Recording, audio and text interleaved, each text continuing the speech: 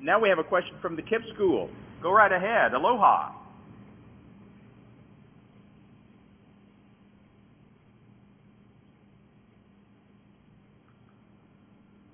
The KIPP School, are you with us?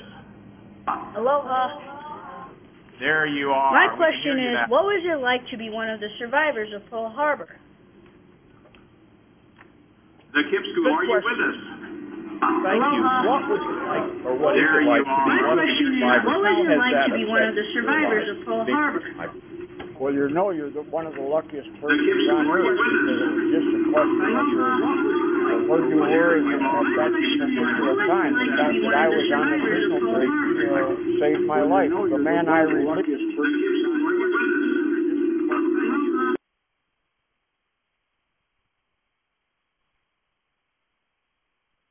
My strikers that was on the signal bridge with me, he had gone up to the bow of the ship to raise the Union Jack, and he never made it. So I just happened to stay on the signal bridge, and those torpedoes never hit the signal bridge. So I was able to get off and survive to this day. So it's just a matter of luck. Let's ask George Brown that same question. Was this the defining moment, would you say, in your life? Obviously surviving was critical, but the defining moment for you in what happened to you later? Yes, I was lucky to get off the ship because I was down below the armor plating, and 3 torpedoes hit before I got on station. And when I got on station, another one hit within 20 feet of me. And the force of the water picked me up and threw me into the next compartment. I was able to get out because those 3 torpedoes that hit actually jammed the armored hatch at about 12 inches. And me being small, I was able to squeeze through that area and escape. Otherwise, my name would be on one of those standards out there as well. Thank you for your question.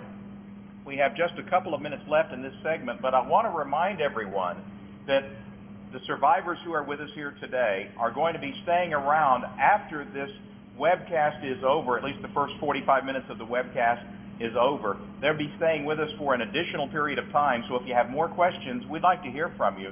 And we have just about 1 more minute, so time for one brief question. If anyone has a question, should we go to Asher next?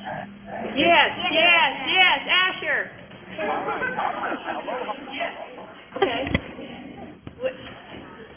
We have a total of 3 questions from Asher, and we also have in our presence 2 World War II veterans and 1 Vietnam-Korean vet. No way. Great. Glad to have you with us. Let's take the first question. Let's take them one at a time. Make them brief, please. All right. I was just wondering, what year did Mr. Goodyear go into the Navy? What year did Mr. Goodyear go into the Navy? Yes, I went sir. into the Navy in the fall of 1940. Fall of 1940, so he was here in the Navy, had been in the Navy for a little more than a year when Pearl Harbor was attacked. Yeah. Thank you. Okay. What's your Thank next you. question? All right. What was the job on the ship? His job on the ship. I was a signalman. I was a signalman 3rd class at December 7th, 1941, and that's why I'm alive, because I had the 8 to 12 watch, and I was topside on the signal bridge with my 3 strikers, and if I hadn't have been up there, I would have been in our compartment probably, preparing for doing anything I wanted to down there, and the 3 of the first 4 torpedoes just bracketed our compartment, and so we lost many men very rapidly on the ship, but I wasn't there, fortunately. And finally, your next question. How many people died and lived? How many people died and how many survived? That's a good question, but it's absolutely impossible to answer because at that time we did not have, to this date, we still do not have a good roster of the ship on December 7th. But there was approximately 1,250 to 13 men aboard the ship, and we lost 429. So I probably don't have the intelligence to figure out, but there was about 800 survived. And to this day, there's still probably between 80 and 90 survivors alive from the Oklahoma. And our youngest man is 83 years old, and we've got 14 of those men here today to celebrate. And it's kind of indicative of what the crew thinks of this. And how thankful we are for what's been going on here. We're going to bring this to a close, but remember, we're going to wrap up this portion of the webcast in just a few minutes. But if you would like to stay on, we would invite you to do that. We will have more question time available for you with these two wonderful veterans who have chosen to be with us here this morning on a beautiful, sunny Hawaiian day. It's great. No wonder you live here. This is wonderful. And, of course, tomorrow will be the dedication ceremony for the USS Oklahoma Memorial, located near where we are, right here on Ford Island. Now, I want to remind you about a couple of things that I would like for you to remember as students. You can participate in the story collection project that we've been part of for some time now. It's a statewide story collection effort, not only to recognize and remember the veterans who served here at Pearl Harbor, but all veterans who served during World War II. We have 268,000 Oklahomans who served during World War II. We would like to remember them as well, and you can help us with that. We don't have time to go out and interview everyone, although we would like to, so we're going to call on you, and here's your challenge. You can go to our project website.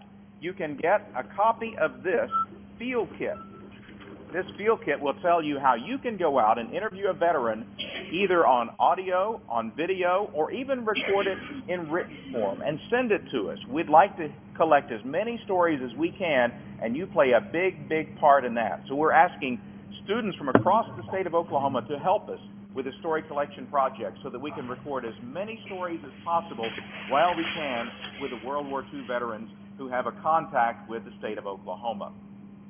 There are many resources available. Go to the website. You'll be able to see them there. We also ask you to go to the blog. You can go to the educational wiki and make comments if you would like to do that as well. And remember, tonight on OETA at 8 o'clock Oklahoma time, we will have an hour-long documentary on Oklahoma World War II stories. It's been months in the making. We're very proud of it, and you're going to be able to see stories like the one you saw earlier from Paul Goodyear on Oklahoma World War II stories this evening, Thursday, December 6th at 8 o'clock on OETA. It will also be seen worldwide on the internet on our project website. And one other thing that I want to mention is tomorrow at noon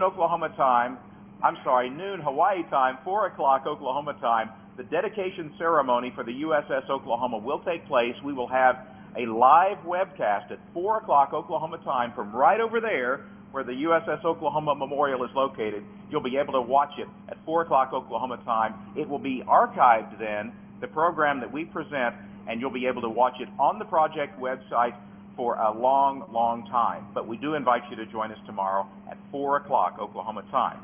Now, again, you're going to have an opportunity to talk to our veterans in just a couple of minutes, but we're going to close this portion of the webcast with some thanks.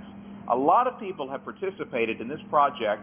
Many of them have come together to make sure that you're able to participate in this webcast and join in on this momentous occasion. So I'd like to thank various people in no particular order who have helped us on this project. Admiral Greg Slavonic of the USS Oklahoma Memorial Executive Committee. The USS Oklahoma Memorial Executive Committee, and you met the co-chair, Tucker McHugh, earlier today. The Oklahoma Heritage Association, the Oklahoma History Center, AT&T, Wesley Fryer from AT&T, Dana Owens from the University of Central Oklahoma College of Education and Professional Studies, Captain Taylor Scarden. He is the commanding officer of Naval Station Pearl Harbor. Lieutenant Nathan Fugate, who is with us today, right there in the back. Thank you for everything you've done. He's been our escort and has done a fantastic job for us here at Pearl Harbor. Also, technical assistance has been provided by Larry Solomon. Larry, thank you. We couldn't have done it without you. Verizon Wireless. Lance Ford. Hello, Lance, at Howe Public Schools. Thank you. You've done a great job, and you've made it happen. The State Department of Education, so many people there have helped us with this project. NewsOK.com, who developed the project website, and we couldn't have done it without you either. Thank you very much. Hamburg, the K-20 Center at the University of Oklahoma, OneNet, the United States Navy, and OETA. So thank you very much for joining us today on this very special interactive webcast from Pearl Harbor. For those of you that are leaving us now,